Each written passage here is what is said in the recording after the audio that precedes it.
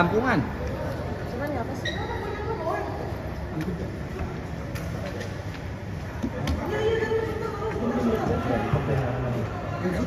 Iya. Coba tadi mau jalan dulu. Oke. Sunan, dari sini di Si hijau nih. Masukkan, masuk.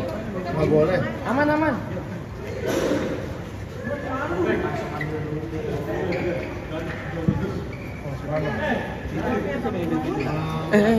Target Fitri. Jadi akhirnya ada ketegangan antara jaksa dan terdakwa. Melihat itu seperti apa dari sisi hukum? Ya, ada dua hal, dugaan contempt of court, tapi juga ada hal-hal yang di luar itu, yang terjadi di luar persidangan, itu aja. Oke, tapi melihat aksi kemarin jaksa sempat merekam terdakwa itu sebenarnya diperbolehkan nggak dalam persidangan? Iya, itu rekaman udah bebas sekarang kan, penggunaan elektronik kan secara bebas sekarang ini. Jadi kalau ditujukan untuk hal yang buruk ya harus ada buktinya, bukti apa yang buruk itu aja.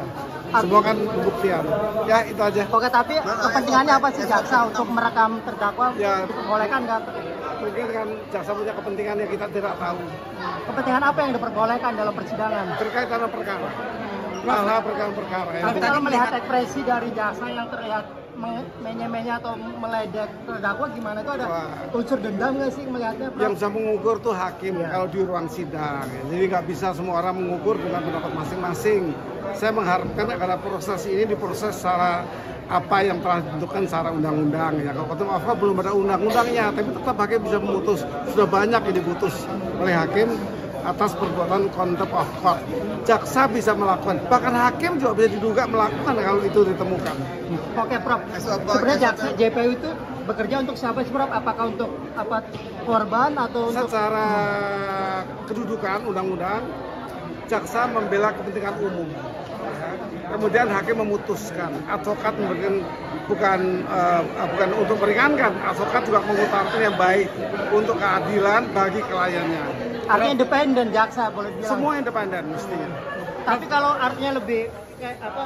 Ketika memberikan keterangan saksi nih terus banyak dipotong oleh JPU, artinya belum selesai. Tadi saya ketemukan ada dua hal yang memagari, yaitu satu misbruik van Recht.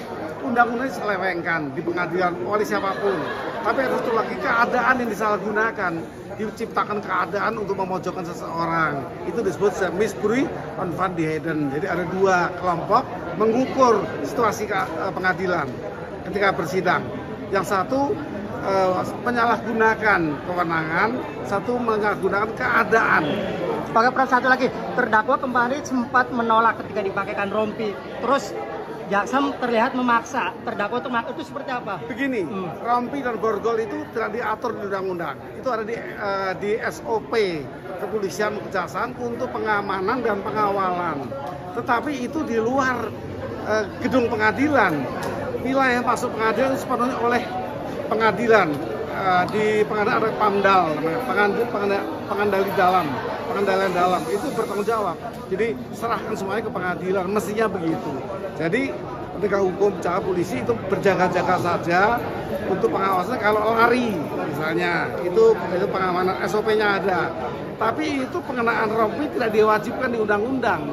Itu untuk menandakan ini tersangka. Nah, tapi jangan menjadikan dia tertekan. Tidak boleh. Karena apa?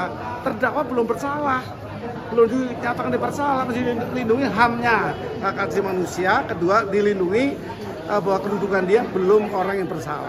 Oke, artinya JPU melanggar etik nggak sih ketika memaksa orang untuk memakai rompi? Bukan JPU sebenarnya, itu semua kan dari pengamanan ya, JPU di bidang pengamanan.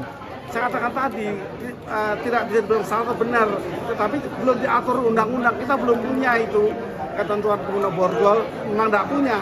Itu sepenuhnya diatur dengan SOP, standar operation prosedur, untuk pengawalan dan pengamanan, itu saja.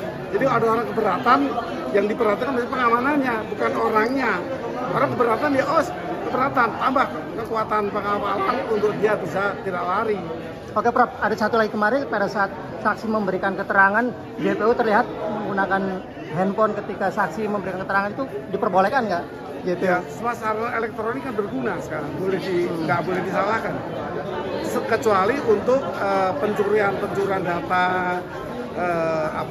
di luar tugas yang memang sedang diproses. Kalau itu tugasnya kan tidak salah. Oke, Ya. terakhir kesimpulan apa mau? Kesimpulan terakhir mungkin melihat Untuk contempt of court, kita sebaiknya segera membentuk undang-undang tentang contempt of court. Walaupun sekarang tidak ada pun, hakim seringkali memutus, yaitu menggunakan kewenangan hakim, judgment law. Hakim itu bisa buat undang-undang yang sifatnya itu saja, inmalah. Untuk peralihan nggak boleh. Nah, karena nggak ada undang-undangnya. Tapi diharapkan akan segera mendapat undang-undang. Oke, pesannya apa mungkin, Prof? Ya, kepada DPR mungkin Rumah Rakyat bersama Presiden menggagas agar undang-undang contempt of court itu segera dibentuk. Prof, terkait bukti Nikita yang diserahkan kepada KPK seperti apa, Prof? Melihatnya? Itu taktis, saya tidak mencampuri taktis. Prof, tadi melihat kesimpulan di dalam Dari mana? Dari Telepon Camp. Apa? Telepon Camp. Oh, iya. Prof, tadi melihat di dalam itu bahwa itu sepertinya tidak ada titik temu, seperti apa sih, Prof? Itu saya melihat personal aja, personal masing-masing advokat yang mewakili kliennya. Ini tidak masalah hukum, jadi saya tidak memperhatikan, tapi itu hanya konflik internal pribadi advokat dengan advokat.